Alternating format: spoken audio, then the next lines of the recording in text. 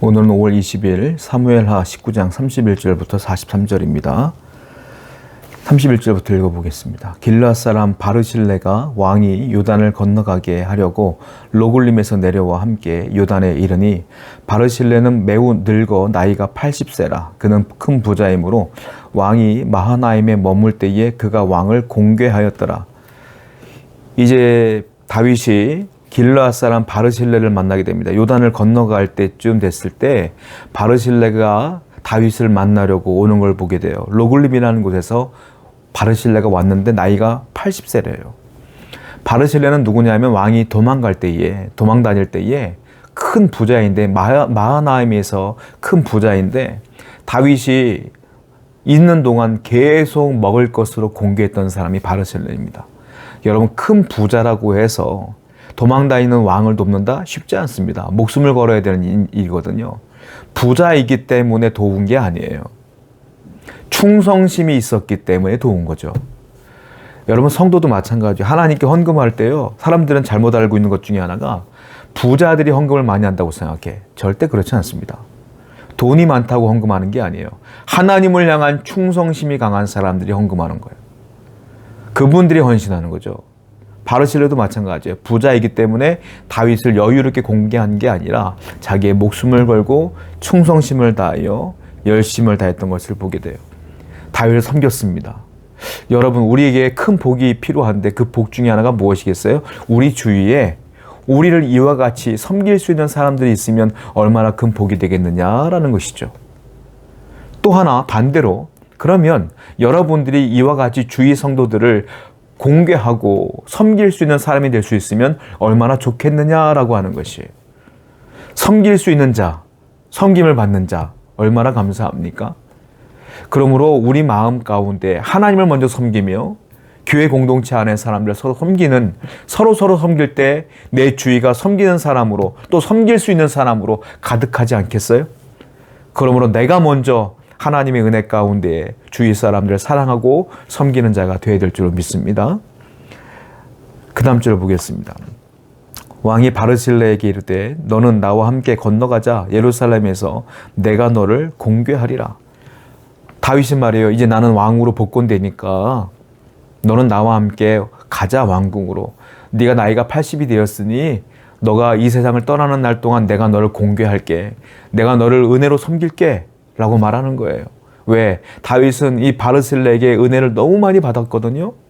그래서 나머지 바르실레의 삶 속에 다윗이 섬겨주고 싶은 거예요. 은혜를 베풀고 싶은 거예요.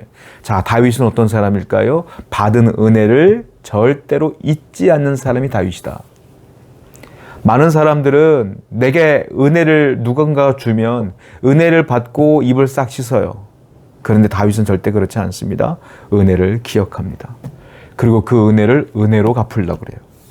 우리는 이와 같이 하나님의 은혜를 받았으면 그 은혜를 당연히 하나님께 갚아야 되죠.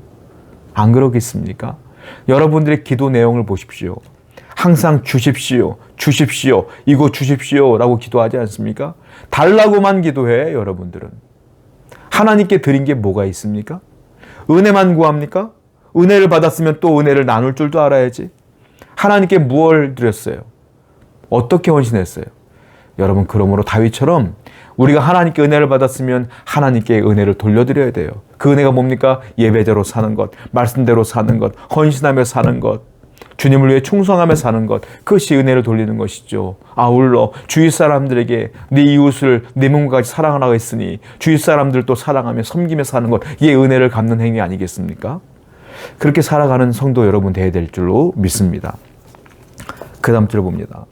바르실레가 왕께 아뢰되 내 생명의 날이 얼마 있사옵게에 어찌 왕과 함께 예루살렘으로 올라가리까? 내 나이가 이제 80세라 어떻게 좋고 흉한 것을 분간할 수 있사오며 음식의 맛을 알 수 있사오리까? 이 종이 어떻게 다시 노래하는 남자나 여인의 소리를 알아들을 수 있사오리까?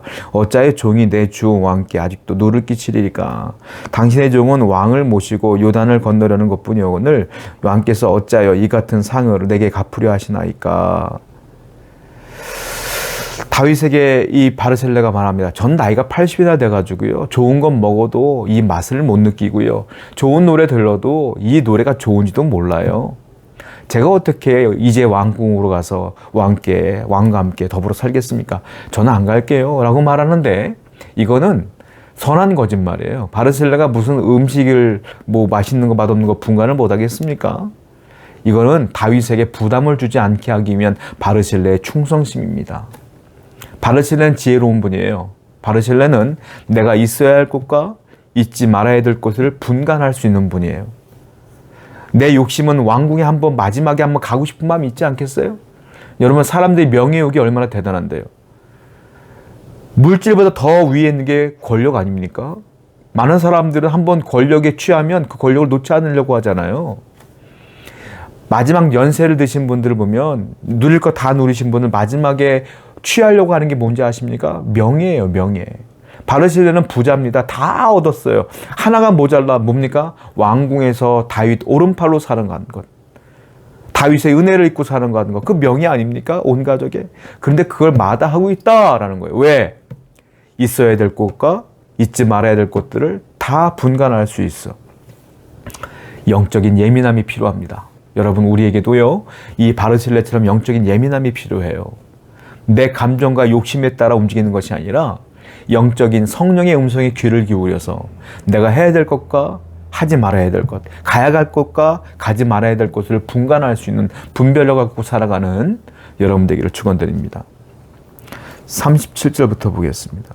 청하건대 당신의 종을 돌려보내옵소서. 내가 내 고향 부모의 묘 곁에서 죽으려나이다. 그러나 왕의 종 김함이 여기 있사오니 청하건대 그가 내 주 왕과 함께 건너가게 하시옵고 왕의 처분대로 그에게 베푸소서 하니라. 왕이 대답하되 김함이 나와 함께 건너가리니 나는 네가 좋아하는 대로 그에게 베풀겠고 또 네가 내게 구하려는 것은 다 너를 위하여 시행하리라 하니라. 백성이 다 요단을 건너매 왕도 건너가서 왕이 바르실레에게 입을 맞추고 그에게 복을 비니 그가 자기 곳으로 돌아가니라. 바르실레가 자기 대신에 김함을 데려가라고 선고합니다. 김함은 우리가 추측해 보건대 아마 바르실레 아들일 것 같아요.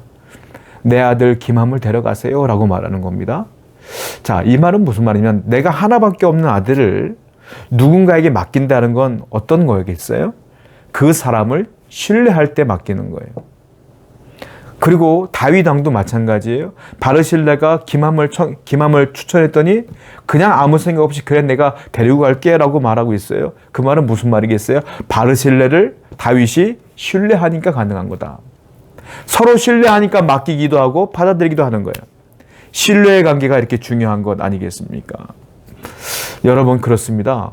신뢰의 관계 있는 사람들은요, 항상 이 모든 것 가운데 서로 믿고 믿는 거예요. 하나님과 여러분 관계도 신뢰의 관계가 있어야 돼요. 하나님은 여러분들을 신뢰하고 여러분도 하나님을 신뢰하지 않습니까? 여러분들이 때때로 원망하는 것은 하나님과의 신뢰 관계를 깨는 행위 아니겠어요? 하나님을 끝까지 믿어야 되지 않겠습니까? 교회 성도들도 마찬가지예요. 서로를 신뢰할 때 사랑이 있고 서로 믿어주는 거 아니겠습니까? 의심하지 말고 서로 신뢰하며 살아갈 때 공동체가 건강해질 수 있다라는 것이에요.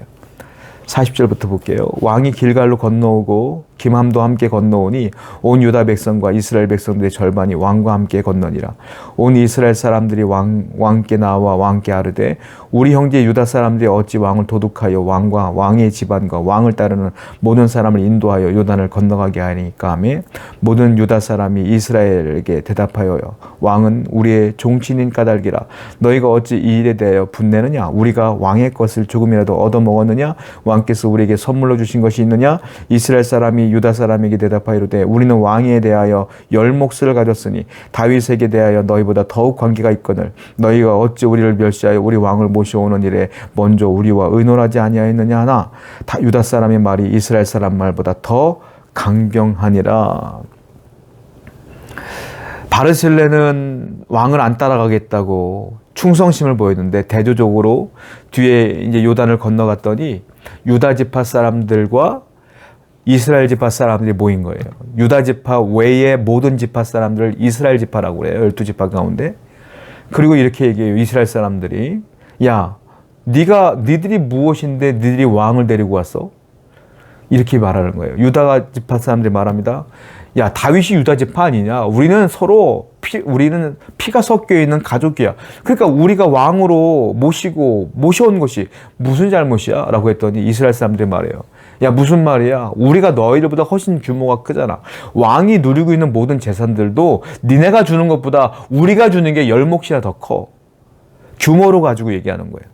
이게 무엇을 얘기하는 거냐면 권력 다툼이 시작된 겁니다.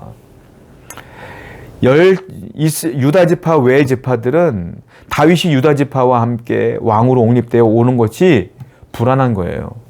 유다 지파 사람들이 요직에 앉을까 봐 두려운 거야. 그래서 지금 나와서 지금 논쟁을 벌이고 있는 거예요. 야, 우리가 더 많은 재산을 갖고 있고 더 많은 땅을 갖고 있고 더 많은 것들을 왕을 공개하지 않느냐라고 분열이 일어나고 싸움이 일어나기 시작한다. 권력 때문에 말이죠. 여러분, 이 모든 것들의 원인이 무엇입니까? 개인적인 욕심 때문에 그래요. 탐욕 때문에 그래요. 욕심과 탐욕은 공동체에 아무런 도움이 되지 않습니다. 교회 공동체 안에 이런 욕심과 탐욕이 오면 분열이 일어나요. 그래서 교회는 중요한 게 뭐냐면 이 모든 다양한 생각을 갖고 있는 사람들이요, 하나의 목적으로 나가게끔 해야 돼요. 그게 뭡니까? 하나님을 향하여, 하나님의 이익을 위하여, 하나님의 말씀을 위하여 나가야 되는 거예요.